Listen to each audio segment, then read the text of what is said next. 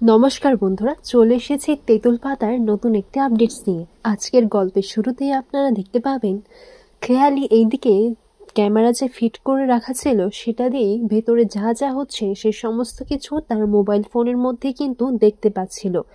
এরপর খেয়ালি সবাইকে অর্ডার দেয় যে তাদের উপর শ্যুট করা হোক। তারপর গুলি চালানো শুরু হয়ে যায় আর এইদিকে সবাই যে যার মতো করে লুকিয়ে পড়ে, কারণ গুলির হাত থেকে বাঁচার জন্য। এরপর হঠাৎ করে দেখা যায় যে ঋষির সাইড দিয়ে কেউ একজন বন্দুক নিয়ে তাক করে। এরপর ঋষি তাকে ধরে মারধর করতে শুরু করে। ঋষি আর তাতাই মিলে সেই সব গুন্ডাদেরকে মারধর করতে লাগে। এইদিকে ঝিল্লিও তাদেরকে মারধর করে। হঠাৎ করে দেখা যায় যে ঋষির উপরও অ্যাটাক হতে যাচ্ছিল, আর তখনই ঝিল্লি কিন্তু ঋষিকে বাঁচিয়ে নেয়। এরপরই দেখা যায় আবার ঝিল্লির উপর যখন অ্যাটাক হতে যায় তখন ঋষি তাকে বাঁচায়। এইভাবেই তারা সবাই কিন্তু একে অপরকে বাঁচিয়ে নেয়। এরপর ঋষির চোখটা যায় সেই থাম ডাউনটার নিচে, যেখানে থামস ডাউন হয়ে রেখেছে সেই জায়গায় কেন এটা আঁকা সেটাই তারা ভাবতে লাগে। এরপর ঝিল্লি বলে যে আমি কি একবার নিচে যাব। সাইডে একটা সুইচ এরকম একটা কিছু ছিল, আর সেখানে যখন ঋষি হাতটা দেয় তখন সেই জায়গাটা নাড়া মাত্রই কিছু একটা সরে যায়, আর যেটা সরছে সেটার আওয়াজও হচ্ছিল। এরপর হঠাৎ করে দেখা যায় একটা দরজা খুলে যায় নিচে যাওয়ার জন্য। তারপর তারা সবাই নিচে চলে যায়। নিচে গিয়ে চুপে চুপে দেখতে পায় যে সেখানে ভাইয়াজির দলের বেশ কয়েকজন লোক রয়েছে, আর তারা নিচে কিছু অ্যান্টিক জিনিস যে কিনা সারা জায়গায় ছড়ে রয়েছে, আর তার মধ্যে কিছু এরকম দ্রব্য ছিল যেগুলো নেশা জাতীয় ছিল। মানে তারা এই নিচে থেকেই এত কিছু অ্যান্টিক জিনিসপত্র আর বেআইনিভাবে এইসব নেশাদ্রব্য জিনিসগুলো পাচার করছিল। ঝিল্লি একজনকে আইডেন্টিফাই করে, বলে যে এই যে লোকটা আছে সে তো ভাইয়াজির লোক, তার মানে এই সব কিছু কারসাজি ভাইয়াজির। এরপর এইদিকে হঠাৎ করে আরেকজনও চলে আসে, যে তারা বুঝতে পারে যে হয়তো কেউ আমাদেরকে ফলো করছে বা দেখছে, আর তারা যেহেতু লুকিয়েছিল ভাইয়াজির যে দলের লোকটা ছিল সে তো দেখে নাই। সে দেখে বলে চল চল, আমাদেরকে কিন্তু এক্ষুনি পালাতে হবে, এখানে কেউ এসে পড়েছে। এরপর তারা যখন পালাতে চায় তখন তাতাই পাটা দিয়ে তাকে ফেলে দেয় মাটিতে। এরপর সবাইকে ধরে তারা মারধর করতে লাগে। এখানেও আবার আরেকটা জমজমাট ফাইট দেখা যায়। এরপর ঋষির উপর আবার কিন্তু অ্যাটাক হতে যাচ্ছিল, আর তখন আবারও ঝিল্লি এসে ঋষিকে বাঁচিয়ে নেয়। কোনোভাবে ভাইয়াজির দলের যে লোকটা ছিল তাকে তো ধরে রাখে ঋষি, আর ঋষি তাকে ঝাড় দিচ্ছে, বলে যে কার হয়ে কাজ করছিস বল।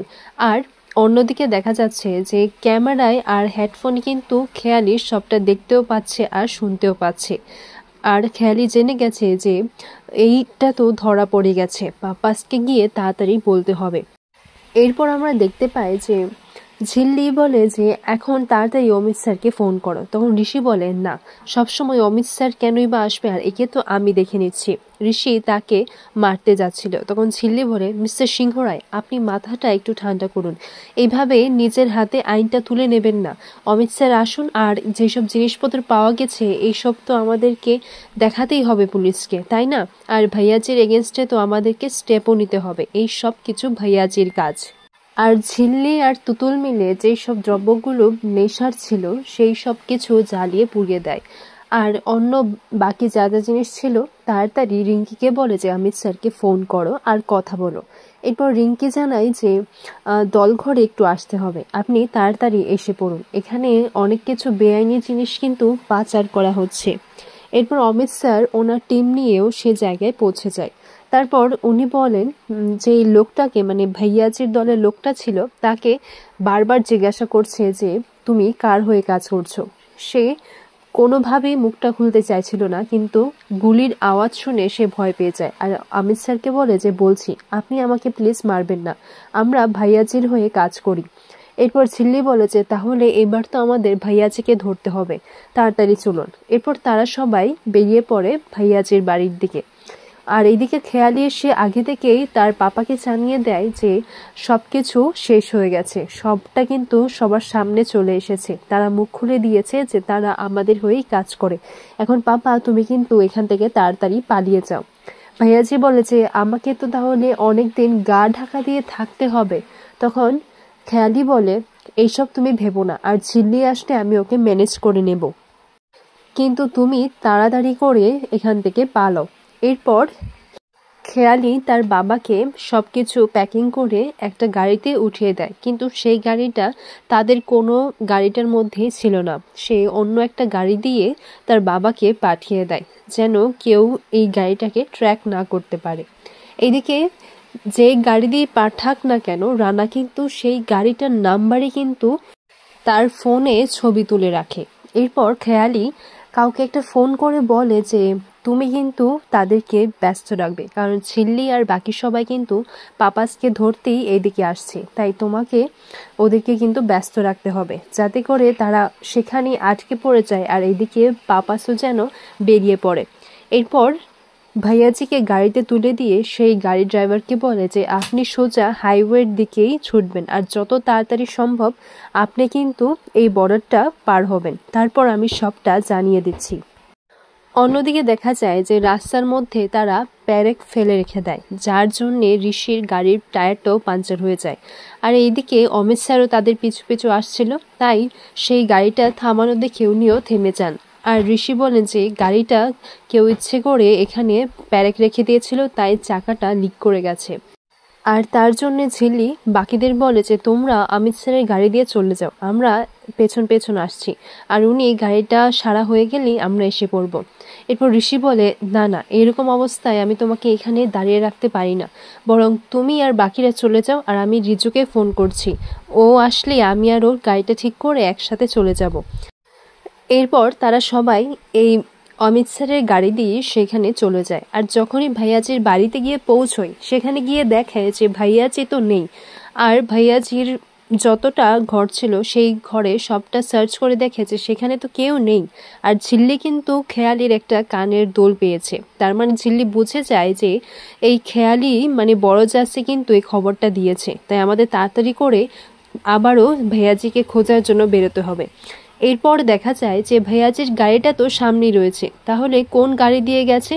আর ভাইয়াজির যে গাড়ি রাখার জায়গাটা আছে সেখানেও গিয়ে দেখে যে সেইখানে তো সব গাড়ি রয়েছে, তার মানে তারা অন্য একটা গাড়ি দিয়ে পালিয়েছে। এরপর এদিকে পুলিশ স্টেশনে এসে অমিত স্যার ভাইয়াজির নামে যতগুলো গাড়ি ছিল সেই গাড়ির নাম্বারগুলো চেক করে আর দেখে যে তাদের অবস্থান কোথায়। সেই সবকটা গাড়িরই কিন্তু এরিয়া দেখাচ্ছে তারা ছাতিমপুরের মধ্যেই রয়েছে, কিন্তু এই ভাইয়াজি তাহলে গেলটাই বা কোথায়? এরপর এদিকে রানা এসে একটা চিটের মধ্যে সেই গাড়ির নাম্বার আর হাইওয়েটা লিখে দিয়ে যায়, আর দূর থেকে সেই কাগজটা ছুঁড়ে ফেলে দেয়। আর ঝিল্লি বুঝতে পারে তার মানে আড়াল থেকে কেউ আমাদের সাহায্য করতে চাইছে। আর অন্যদিকে ঋষি আর রিজুদাকে রাস্তার মধ্যে দেখে উকিল কাকা বাড়িতে গিয়ে বলে দেয় যে তারা তো বাইরে আছে, আর বাড়িতে তো এদিকে কেউই জানে না। কিন্তু উকিল কাকা যখন এসে এই সব ঘটনা বলল যে তাদেরকে আমি রাস্তায় দেখলাম আর ঝিল্লি তো সবে ফিরেছে, তা সব কিছু ঠিক আছে তো? এরপর ছোটকা সব রুমগুলো চেক করে দেখে যে সেখানে তো কেউ নেই।